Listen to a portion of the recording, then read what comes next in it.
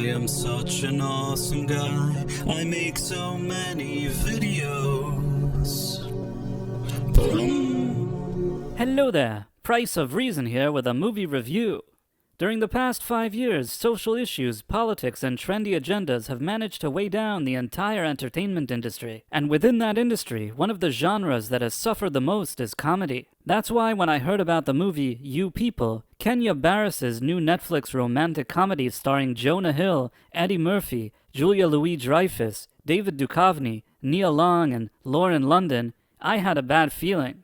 While this is certainly a legitimate cast for such a project, knowing this 2023 Hollywood movie was going to supposedly tackle racial issues was already a red flag. Not because you can't make a good movie about racial differences, but because this isn't the 70s anymore, where Mel Brooks could release a movie like Blazing Saddles with Richard Pryor helping him write the screenplay. Just by hearing the movie's name, You People, I suspected that it was going to be some type of preachy nonsense that produces very few laughs and ultimately just feels like a chore to watch. Well, I've just watched the movie and unfortunately, all of my suspicions have been confirmed, and then some. Now some of you may be asking, if you thought it would be such a crappy movie, why did you even watch it? And I have one very clear answer for that. I'm a huge Eddie Murphy fan. I've seen every movie he's ever been in, even the more, stinky ones. But as stinky as some of those movies were, I would gladly watch Dave or that movie where he's a spiritual guru over Netflix's You People any day of the week. The plot of this movie is pretty straightforward. Jonah Hill and Lauren London are in an interracial relationship, and they both come from different religious and cultural backgrounds. When they want to get married, these differences become a problem, especially with the insensitive behaviors of Jonah Hill's mother, Julia Louis-Dreyfus, and Lauren London's father, Eddie Murphy. I'm sure these characters have actual names, but honestly, I can't even remember them. Anyhow, by the end of the movie, after the usual up-and-down beats you would expect from a boilerplate rom-com, everything works out and there's a happy ending. As with all my reviews, I will first talk about what I liked about this movie and then what I didn't like. Just to be clear though, there really wasn't much to like, but I'll try my best.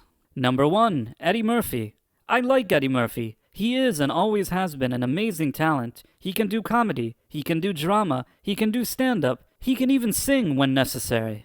Younger viewers of this channel may not know this, but there were a few decades that if you slapped Eddie Murphy's name on a movie billboard, no matter what it was, chances were that it would have been a hit just because he was in it. In fact, during the 80s, Eddie Murphy was so popular that he once recorded a pop song with Rick James as a joke, and it immediately became a hit too. And even though Eddie Murphy is a bit older now, he still has the talent. If you give him the right project, I still think he can shine. In this movie though, while you can tell that he can still put in a good performance, the movie simply doesn't know what to do with him. Number 2, basketball scene. Out of the movie's 2-hour runtime, there's probably only about one good scene in the entire movie. Eddie Murphy takes Jonah Hill to his neighborhood to play basketball in an attempt to embarrass him.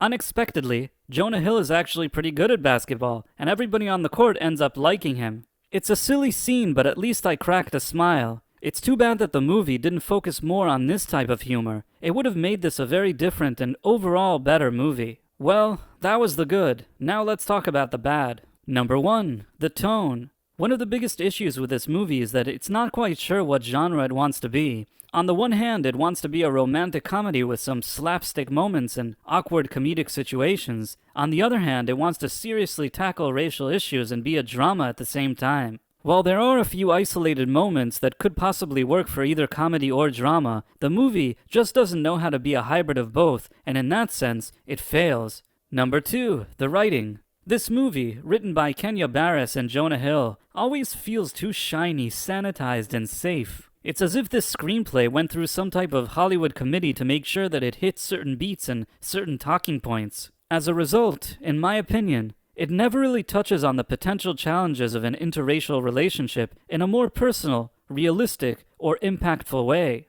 Instead, the movie mostly feels cringy, boring, dumb, and unfunny. Honestly, if Netflix seriously wanted to make a movie like this, they probably should have enlisted talent like Dave Chappelle and Larry David to co-write the screenplay. I'm pretty sure that the both of them together would have delivered something far more superior, edgy, and genuinely funny. Number 3, the casting. If you're making a straight-up comedy, Eddie Murphy, Julia Louis-Dreyfus, David Duchovny, and Nia Long are the type of seasoned veterans that could easily have something to offer. But with the tone and writing of this movie, and perhaps also with Kenya Barris's not-so-great directing, the actors mostly seem confused about their roles. Eddie Murphy's character throughout this movie is just an in-your-face, mean-spirited, grumpy jerk with very few moments where Eddie is actually given a chance to bring his trademark natural charm to the screen. This is a huge waste. It's like they went out of their way to make his character unlikable, and while he can certainly do that acting-wise, why would you want him to? I mean, come on, he's Eddie Murphy. This is the best you can do with him? As for Julia Louis-Dreyfus, I don't generally dislike the idea of her character being a so-called liberal that is actually very racially insensitive. This is certainly grounds for comedy, but in every scene she's in, she just comes off as annoying, and not in a funny way. This is a real shame because, like Murphy, Dreyfus too is capable of so much more. David Duchovny and Nia Long, who I don't dislike, both look like they came to collect their checks, and beyond that, they don't even seem to know what they're doing here, and neither do we for that matter. As for Jonah Hill and Lauren London, if they were supposed to deliver some laughs and romance, they pretty much fail at both. While I've always been rather ambivalent about Jonah Hill's brand of, comedy, I wasn't all that familiar with Lauren London prior, but I suspect that they too could have done better with a different screenplay and director. It also doesn't help that they don't quite have the best chemistry as an on-screen couple. They seem like they would possibly be friends, but I'm not sure about anything beyond that. Number 4, social fatigue.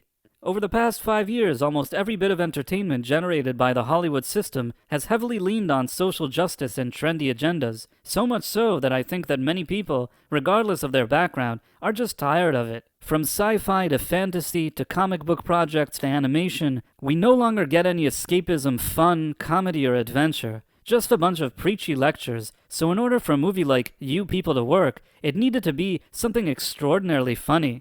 But in reality, it's not even just okay. It's actually not good at all. Which is hard to believe considering that this production had such top-tier talent and a $50 million budget.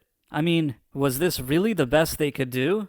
All in all, I cannot recommend this movie, as it is one of the biggest wastes of on-screen talent that I've seen in a long time. If you like comedic actors like Eddie Murphy, Julia Louis-Dreyfus, and even Jonah Hill, you're not likely to be satisfied here. This very much feels like a poorly conceived, poorly made direct-to-streaming Netflix movie, one that will likely be forgotten very quickly and never talked about again. It's also a classic example of how no matter how talented a movie's cast is, at the end of the day, they're only as good as its screenplay. What did you think about You People? Is it the best rom-com you've ever seen?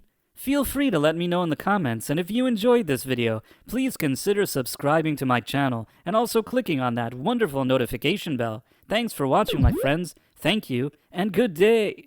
I am such an awesome guy. I make so many videos.